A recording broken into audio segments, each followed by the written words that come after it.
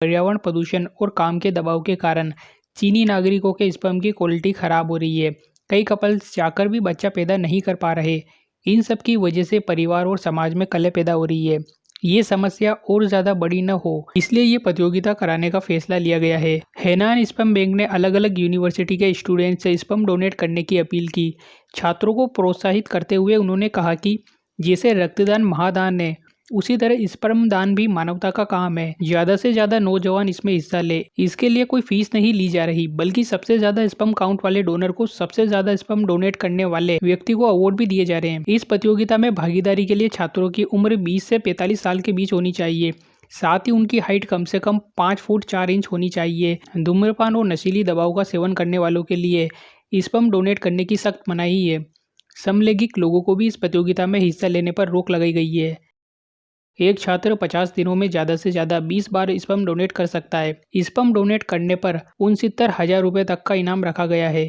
South चीन morning post के मुताबिक स्पर्म कलेक्ट करने के बाद इसे लिक्विड नाइट्रोजन टैंक में रखा जाता है। छात्रों को स्पर्म डोनेट करने के बदले 6,100 युआन यानी 69,000 रुपये तक दिए जा रहा है। जो छात्र 20 बार स्पर्म डोनेट कर रहे हैं उन्हें 2,100 युआन यानी 23,800 रुपये बोनस में दिया जा रहा है।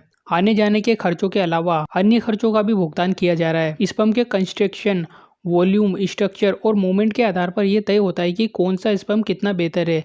इस प्रतियोगिता को आयोजित कराने वाले एक अधिकारी के मुताबिक आम लोगों की तुलना में यूनिवर्सिटी स्टूडेंट के स्पर्म की क्वालिटी अच्छी होती है, इसलिए ये प्रतियोगिता सिर्फ छात्रों के लिए है। स्पर्म बैंक को संचालित करने वाले चीन के सीडिक सियांगा अस्पताल ने अपनी एक रिपोर्ट में बताया है कि 2015 में स्पर्म डोनेट करना चाह रहे थे। उन्होंने बताया है कि 2015 में जो लोग स्पर्म डोनेट करना चाह रहे थे उनमें सिर्फ 17.7% लोग ही योग्य पाए गए और यही हाल उसके बाद के सालों का भी है। यही वजह है कि इन आंकड़ों ने चीन में ये बहस छेड़ दी है कि क्या चीनी पुरुषों में बच्चा पैदा करने की क्षमता कम हो रही है। चीन में छात्रों के स्पर्म कलेक्ट करने की 3 मुख्य वजह बताई जा रही है।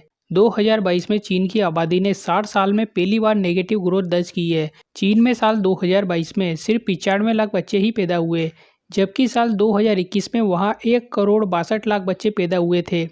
चीन की बूढ़ी आबादी इसके पीछे मुख्य वजह है। चीन के राष्ट्रीय स्वास्थ्य आयोग के मुताबिक 2035 तक उनके देश में 60 साल और उससे ज़्यादा उम्र के लोगों की संख्या 28 करोड़ से बढ़कर 40 करोड़ हो जाएगी। ऐसे में चीन की बूढ़ी आबादी भी प्रजनन दर घटने की एक वजह है। इसी कमी की भरपाई के लिए चीन में स्पर्म कलेक्ट किए जाने की बात कही जा रही है। एक्सपर्ट का कहना है कि स्पर्म कलेक्शन के बाद अगर इसका वितरण पूरे देश में स्पर्म बैंकों में होता है तो इससे करीबी रिश्तेदारों के बीच संबंध बनाए जाने की संभावना कम हो जाती है। इससे आने वाली पीढ़ी में आनुवंशिक बीमारियों का खतरा कम हो जाता है। नेशनल लाइब्रेरी ऑफ मेडिसिन के मुताबिक चीन में 1,10,00,000 से ज़्यादा लोग आनुवंशिक बीमारियों से पीड़ित है और यह आंकड़ा लगातार बढ़ रहा है। वहाँ स्पर्म डोनेशन अभियान चलाए जाने की तीसरी वजह चीन के स्पर्म बैंकों में स्टोर किए गए स्पर्म में कमी बताई जा रही है।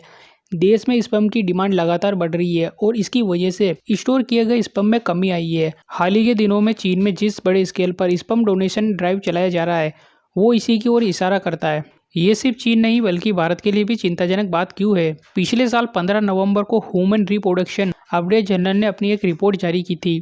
इसमें दावा किया गया कि पिछले 45 साल में भारत समेत दुनिया भर के पुरुषों का स्पर्म काउंट आधे से ज़्यादा कम हो गया है। रिसर्च में शामिल वैज्ञानिक हेगाई लेविन का कहना है कि सबसे ज़्यादा असर भारतीय मर्दों के स्पर्म काउंट पर देखने को मिल रहा है। दक्षिण अमेरिका, अफ्रीका, एशिया, यूरोप, उत्तरी अमेरिका और ऑस्ट्रेलिया महाद्वीप के 53 देशों के 57,000 लोगों को इस रिसर्च में शामिल किया गया है। स्पर्म काउंट लगातार कम होने पर एक्सपर्ट ने चिंता जाहिर की थी। आने वाले समय में पुरुषों के स्पर्म काउंट और ज़्यादा तेज़ी से घट सकते हैं। काफ़ी हद तक संभावना है कि प्रति मिलीमीटर स्पर्म काउंट 4 करोड़ से कम होने पर पुरुष बांझपन के शिकार हो सकते हैं। इसलिए पुरुषों के सीमन में स्पर्म काउंट कम होना चिंता का विषय माना जा रहा है। चीन की फर्टिलिटी रेट और स्पर्म काउंट कम होने पर आप क्या सोचते हैं, ज़रूर बताएं।